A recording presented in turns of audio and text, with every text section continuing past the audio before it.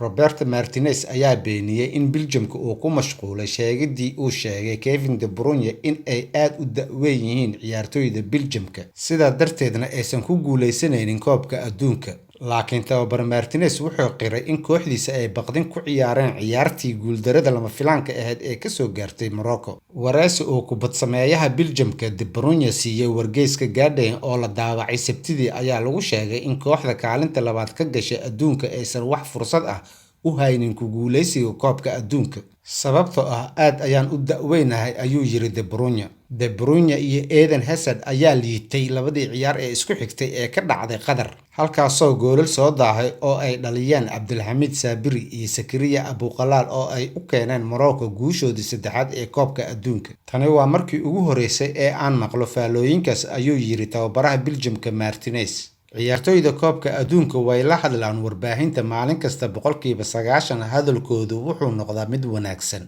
laakiin mararka qaarkii ayuu xumaadaa. Dhammaanteen waxaan nahay xirfadley, waxaana naqaanaa sida wax loo qabto. Ciyaartoyga waa loo ogol yahay inuu sheego aragtidiisa. Waxaan wada joognay 6 sano, hadda faallooyinkuna naguma caawin doonaan inaan guuleysano. Ciyaaryahanka khadka dhexe ee Manchester City ayaa muuqiisii hoos u dhacay, waxaana Martinez la weydiiyay sababta Belgium aanan loogu arkin qaab ciyaareedkii ugu fiicnaa ee De Bruyne koobka adduunka. Weli maanu arag fiicnaanta xulka Belgiumka ayuu ku jawaabay.